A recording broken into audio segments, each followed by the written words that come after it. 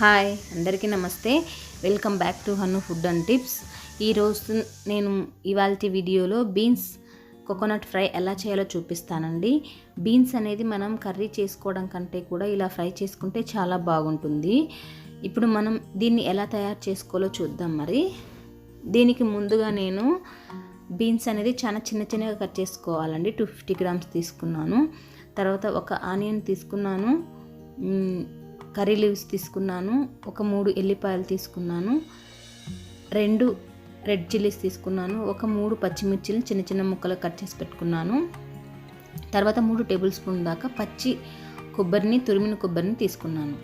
తర్వాత దీనికి రొటీన్గా మనకు కావాల్సినటువంటి జీలకర్ర, ఆవాలు, నూనె, పసుపు, ఉప్పు తీసుకోవాలి. ఇది చాలా టేస్టీగా ఉంటుందండి ఇలా పచ్చి కొబ్బరితో చేసుకుంటే.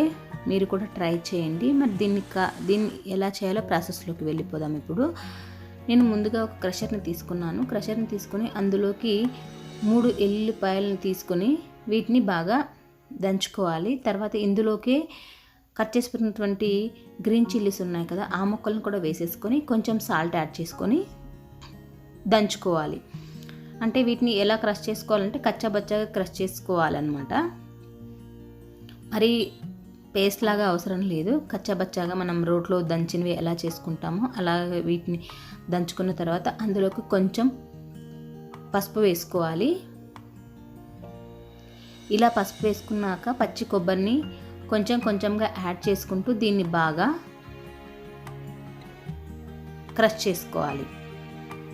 ఇలా నేను చూపించే విధంగా ఇలా కొంచెం కొబ్బరిని యాడ్ చేసుకుంటూ దీన్ని మొత్తం బాగా పచ్చిమిర్చిలతోనూ ఎల్లిపాయలతోనూ బాగా మిక్స్ అయ్యే విధంగా బాగా దంచుకోవాలంటే నేను చూపించే విధంగా.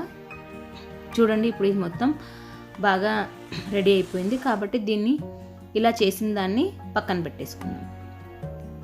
మనం ముందుగా గ్యాస్ ఆన్ చేసుకొని గ్యాస్ మీద ప్యాన్ పెట్టుకోవాలి. ప్యాన్ హీట్ అయిన తర్వాత అందులోకి ఒక 2 టేబుల్ స్పూన్ దాకా నూనె వేసుకోవాలి. నూనె వేసుకున్న తర్వాత నూనె వేడైన తర్వాత అందులోకి ఒక 1/2 టేబుల్ స్పూన్ దాకా జీలకర్ర, ఆవాలు వేసుకోవాలి. ఇవి బాగా వేడెక్కి చిటపటలాడుతున్నప్పుడు అందులోకి మనం ఒక 2 రెడ్ చిల్లీస్ని 2 ముక్కలుగా చేసుకొని వేసుకోవాలి.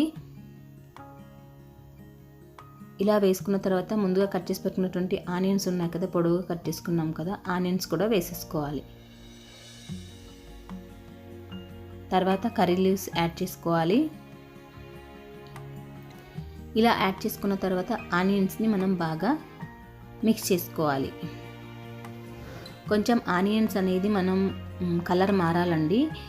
కొంచెం గోల్డెన్ బ్రౌన్ కలర్కి వచ్చేంత వరకు వీటిని బాగా ఫ్రై చేసుకోవాలి. ఇలా గోల్డెన్ బ్రౌన్ కలర్ ఆనియన్స్ వచ్చిన తర్వాత అందులోకి మనం చిన్న ముక్కలుగా కట్ చేసి పెట్టినటువంటి బీన్స్ ముక్కల్ని వేసేసుకోవాలి. బీన్స్ ముక్కలు అనేది మనం చిన్నగా కట్ చేసుకుంటే తొందరగా ఫ్రై అవుతాయండి. అందుకోసం ఇలా చిన్నగా కట్ చేసుకుంటేనే ఫ్రై అనేది బాగుంటుంది. ఇలా వేసుకున్న తర్వాత వీటిని బాగా కలుపుకోవాలి. ఇలా కలుపుకున్న తర్వాత దీన్ని మూత పెట్టేసుకొని ఒక 5 మినిట్స్ దాకా దీన్ని బాగా కుక్ చేసుకోవాలన్నమాట. ఇలా కుక్ చేసుకోవడం వల్ల బీన్స్ అనేది కొంచెం మెత్తబడుతుంది. ఇలా కుక్ చేసుకున్న తర్వాత అందులోకి మనం ఆల్రెడీ ప్రిపేర్ చేసి పెట్టుకున్నాం కదా కోకోనట్, ఆనియన్స్, కోకోనట్, తర్వాత పచ్చిమిర్చి, ఎల్లిపాయలు అన్నీ ఆ పేస్ట్ ఉంది కదా, అది తీసేసుకొని వేసుకోవాలి అందులోకి. ఇలా వేసుకున్న తర్వాత వీటిని బాగా కలుపుకోవాలి. కోకోనట్ మనం చేసినటువంటి కోకోనట్ అనేది బాగా బీన్స్కి పట్టేలా కలుపుకోవాలండి. ఇలా కలుపుకున్న తర్వాత ఒక 2 మినిట్స్ మూత క్లోజ్ చేసేసుకొని మళ్ళీ పచ్చి వాసన కొబ్బరి పోయేంత వరకు ఫ్రై చేసుకోవాలి. ఇలా చేసుకున్న తర్వాత మనకు కావాల్సినటువంటి కోకోనట్ బీన్స్ డ్రై ఫ్రై అయిపోయిందండి.